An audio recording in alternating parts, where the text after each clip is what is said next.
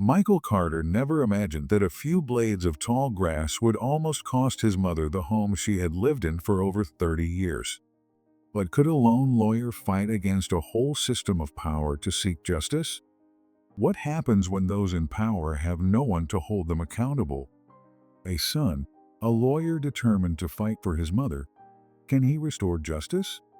Michael Carter, a real estate lawyer, grew up in a peaceful neighborhood with his mother, Evelyn Carter, a widow who had lived in their small, charming home for more than 30 years. That home was not just a refuge, it symbolized maternal love and held the final memories of his late father.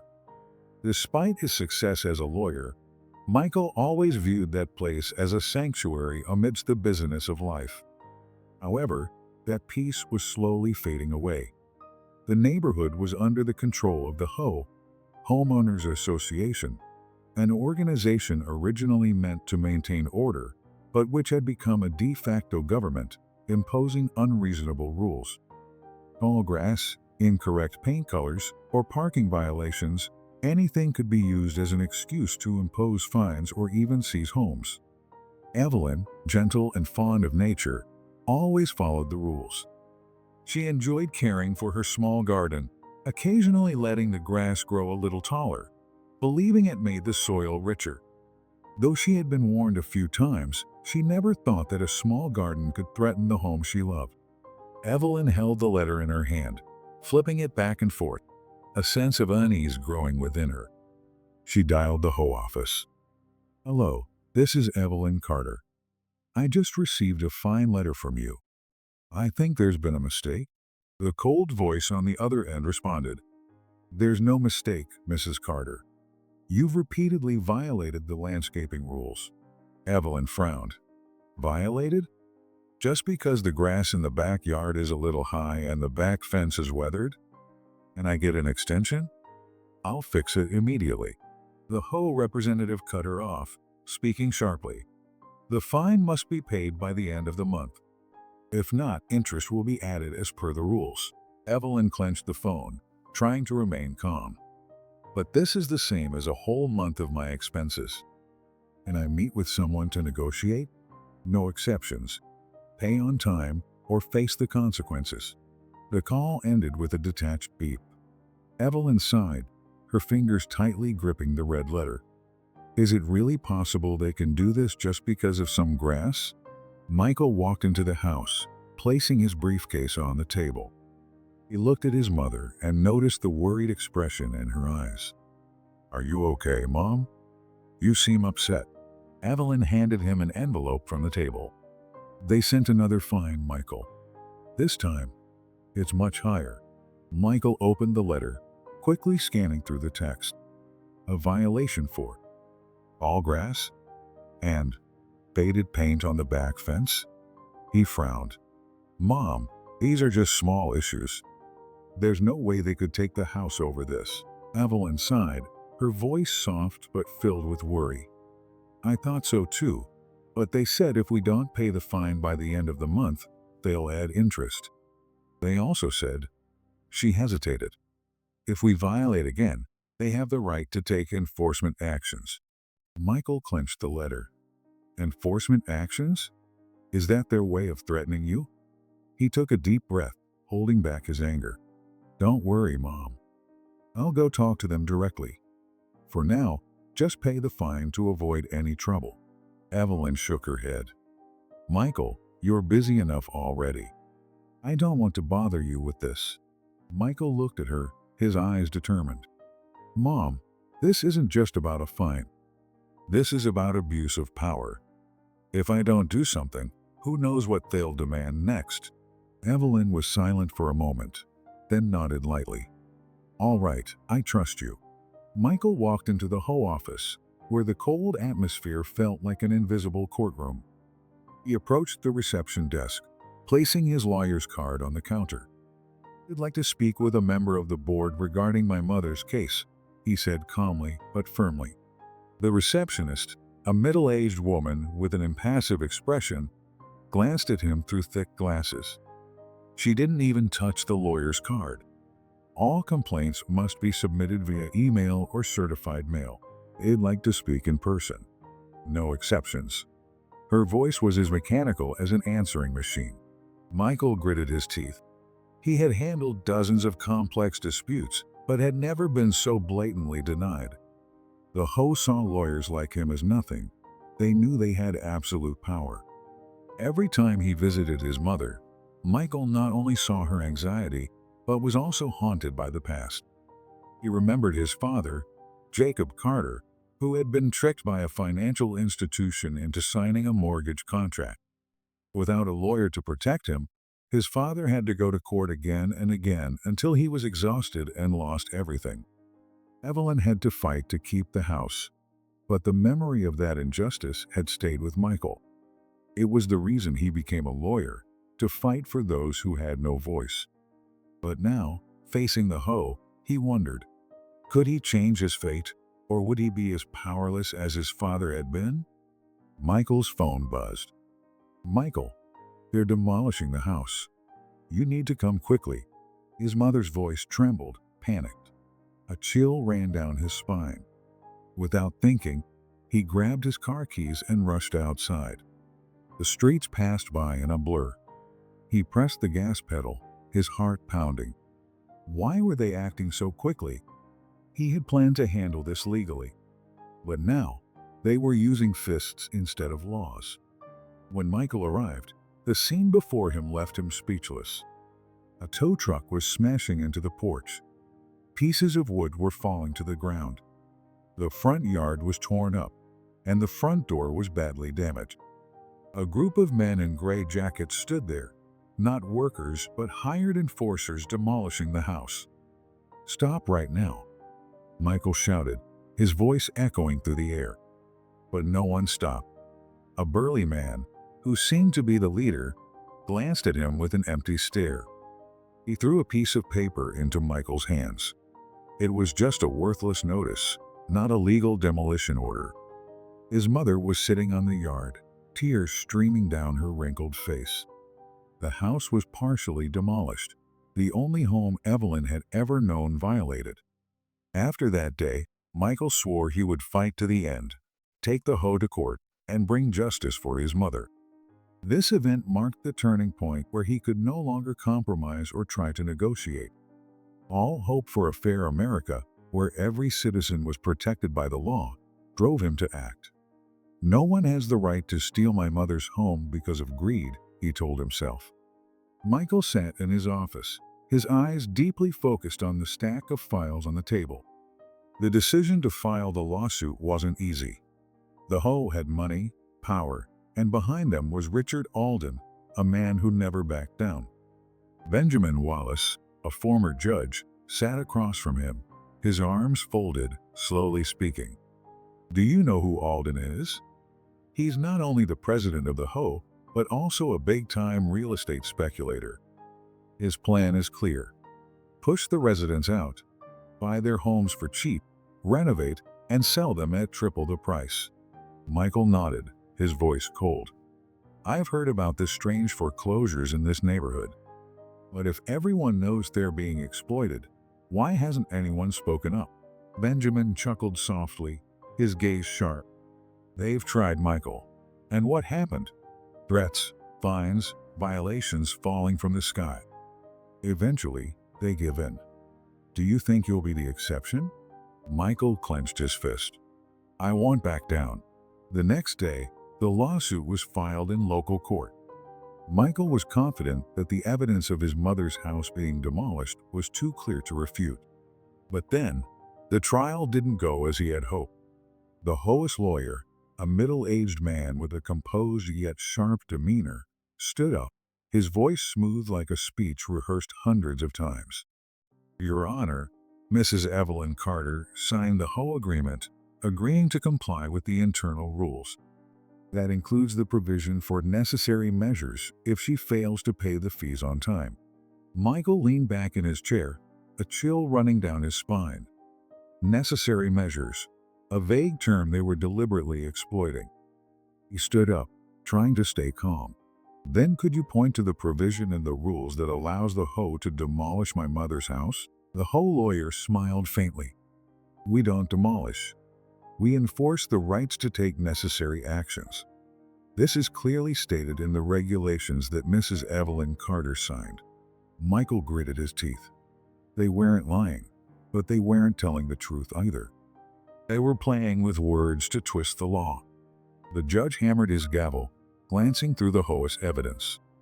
Looking at the records, it seems the HOA followed their internal process. Mrs. Carter was repeatedly warned but did not rectify the violations. The court will consider further before making a ruling. Michael took a deep breath. They were leaning toward the HOA. He left the courtroom, his heart heavy. This wasn't just a lawsuit. This was a battle he had to win, no matter the cost. Meanwhile, Michael was personally attacked. They threatened to sue him for defamation if he continued to exaggerate the case. They even hinted at filing a petition to have his law license revoked, claiming he was damaging the reputation of the HOA. This series of events pushed Michael into an internal struggle. At times, he wondered if he was risking too much. His mother also started to worry, urging him not to go too deep. "Son, I just want a peaceful place to live out my life. I'm afraid you'll get into trouble," Evelyn said, crying. This left Michael feeling torn. He loved his mother, wanted to protect her, but he also feared that if he failed again, he could lose everything, repeating his father's past mistakes. Just when Michael thought he was at a dead end, someone unexpectedly appeared. Benjamin Wallace, or Ben. He was a retired judge. Having heard about the case through local media, Ben contacted Michael, offering his help. He revealed that he had once lived in a different neighborhood controlled by the HOA and had been similarly pressured. At the time, he was a sitting judge, so no one dared to openly oppose him. However, he had been threatened and harassed to the point of having to move to protect his family. Since then, he had quietly gathered information about fraudulent practices by many HOAs. Ben had evidence showing that Richard Alden's HOA had secretly teamed up with some real estate companies, engaging in fraudulent foreclosures and illegal home takeovers. But he hadn't been in a position to bring the case to light. Ben believed Michael, being a real estate lawyer directly affected, had both the legal grounds and the resolve to fight to the end. With Ben's support, Michael focused on deeper investigations. He spent weeks reading and analyzing all the files, checking the property transaction records in the area. He was shocked to discover that this wasn't the first time the HOA had threatened residents with home seizures. Many others had received fines for trivial reasons: incorrectly painted balconies, rusted fences, overgrown plants. All of these were deemed violations and heavily fined. If anyone couldn't pay or was late, the HOA used enforcement actions to force them out. Some homes had been transferred secretly to a real estate company linked to Richard Alden. These homes were then renovated and sold at much higher prices. Michael invited some residents to a small meeting at his temporary home with his mother. At the meeting, he shared his investigation documents and listened to their stories. At first, they hesitated, fearing retaliation. But when they saw Michael and Ben's determination, as well as the destruction of Evelyn's home, they found the courage to speak out. It turned out that all this time, everyone had silently suffered. Some were afraid of the bad reputation, some lacked legal knowledge, and others had been specifically threatened, so no one dared to resist. Now, they wanted to stand with Michael to expose the truth. One late night, Michael's phone rang. A message from an old friend, someone he once considered an ally. "Stop, Michael. If you continue, you'll lose everything. HOA has state officials behind them." Michael gripped the phone. It was him, a friend who had stood by him in the early years of his legal career, someone who once believed that justice could prevail. "Have you sold yourself to them?" he replied. No response. Just 3 dots appeared, then disappeared. That silence hurt more than any confession. Michael felt betrayed, but he also understood that this friend was acting out of self-interest. Nevertheless, he couldn't help but feel disappointed, because when he needed support the most, his friend had turned his back. The following days were filled with tension. Evelyn's health deteriorated. Michael was not only busy finding temporary housing for his mother, but also preparing for a tough legal battle. The court set a date for a preliminary hearing, where both sides would present their arguments. The United States was supposed to be a land of law, but the legal system had many loopholes that wealthy organizations knew how to exploit. Michael feared that underhanded tactics would lead to another defeat. However, the image of the destroyed home, the promise to his mother, and the memory of his late father drove him forward. In the first trial, the HOA's lawyers still clung to the violation records, claiming they had acted within their authority. The judge appeared hesitant, as HOA regulations were often complex, and under federal law, courts tended to respect internal agreements if residents had signed. Michael argued that the destruction of the house was in no way covered by any provision, and presented photographs of the site to prove the severity. However, the host stubbornly denied responsibility, blaming the independent contractor and misunderstanding during mandatory repairs. That day, the court didn't make a ruling, but gave both sides time to submit additional evidence. Michael faced a temporary setback. The court didn't issue an immediate ruling for the HOA to pay damages, nor did it clearly state the HOA's wrongdoing. Everything had to wait for subsequent hearings. The very next day, Michael's image appeared on the morning news.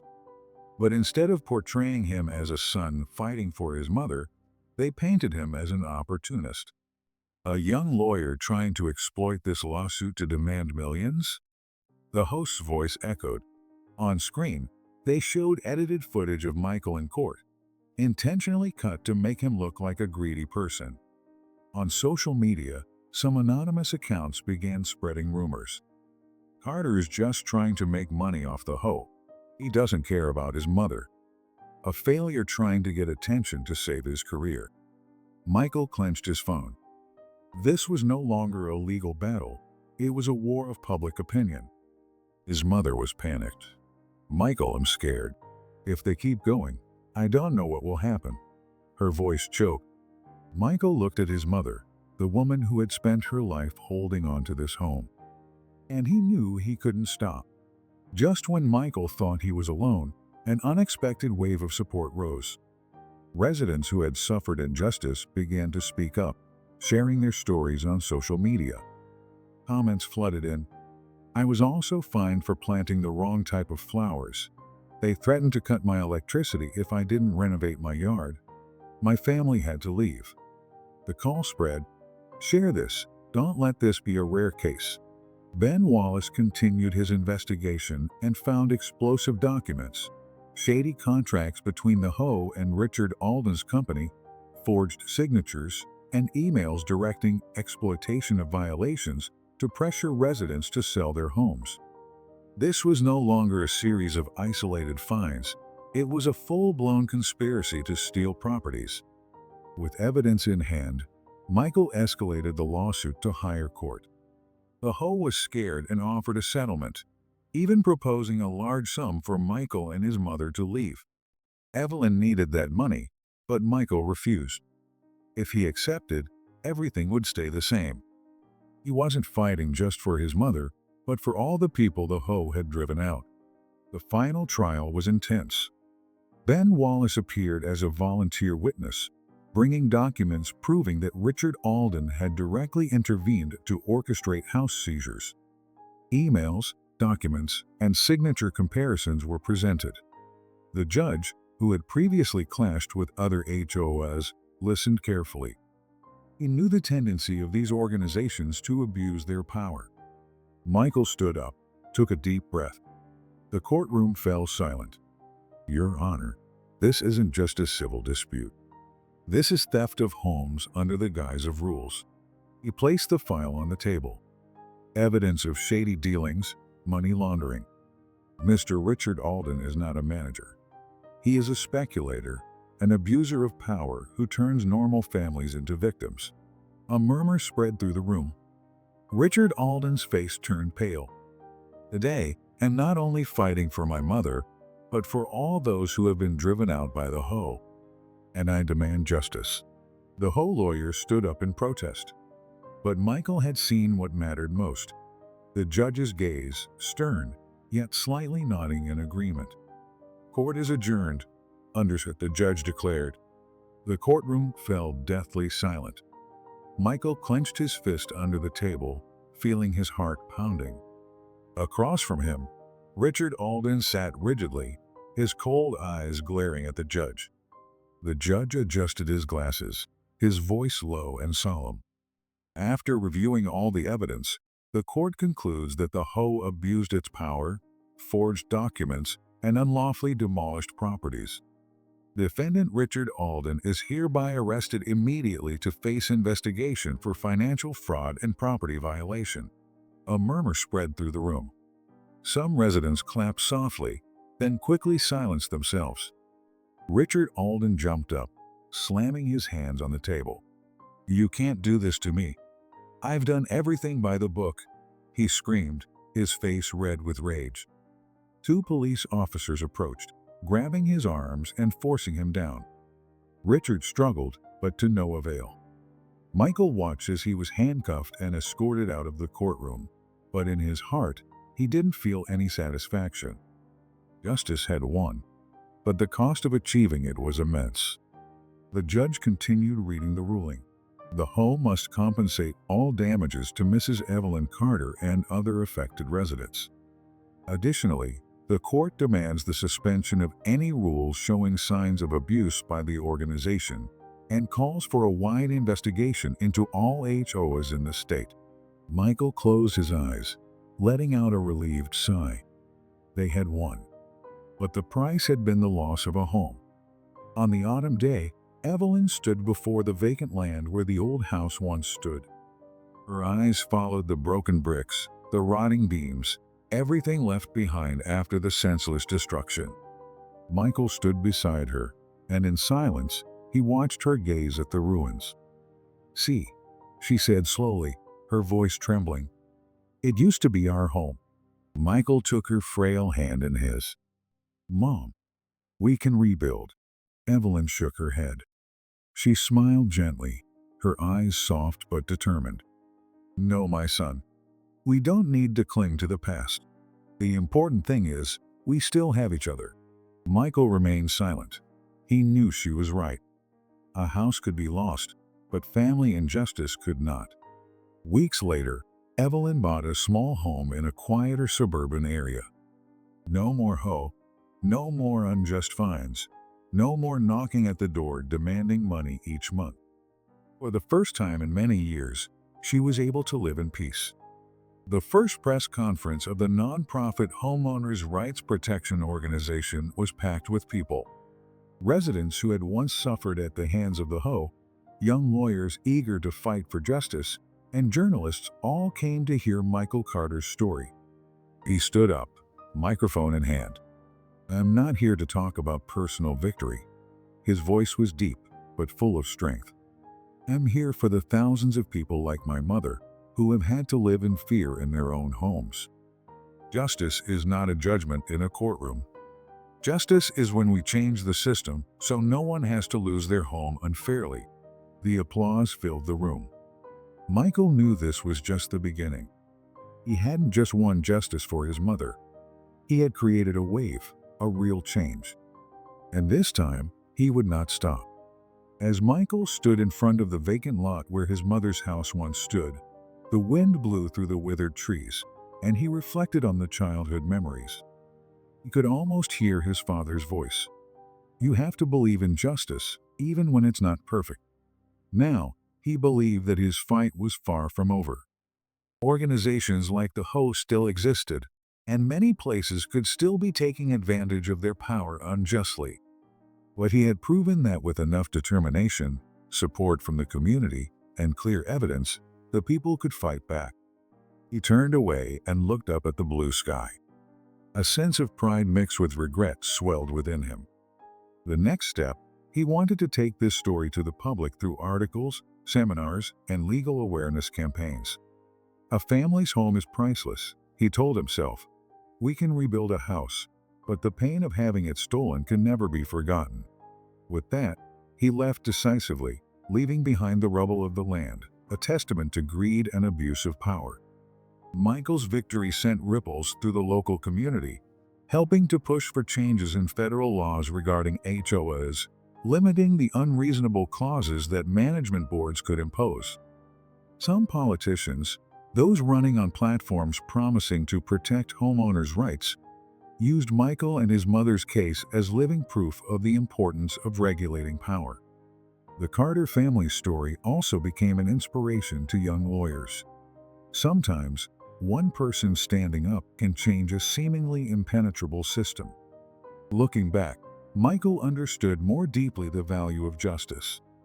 It wasn't just a court victory, but the process of bringing unjust actions to light, restoring dignity to the victims, and contributing to long-lasting change in society.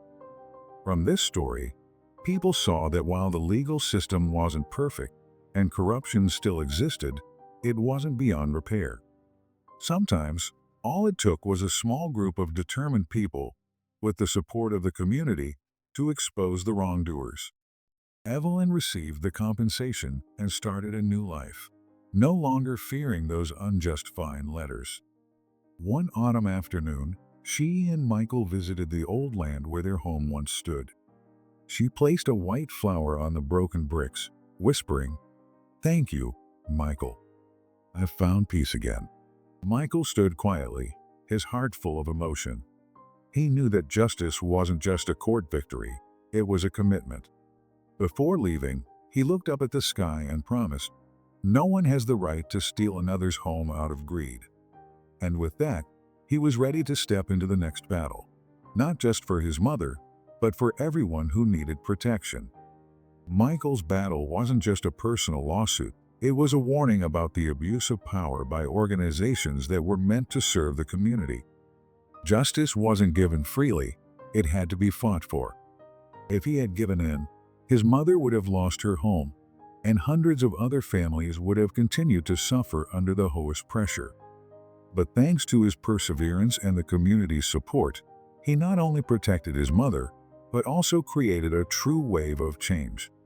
If you enjoy stories of justice, determination, and battles for what's right, don't forget to like, share, and subscribe to the Crazy Neighbor Drama channel to not miss out on upcoming stories.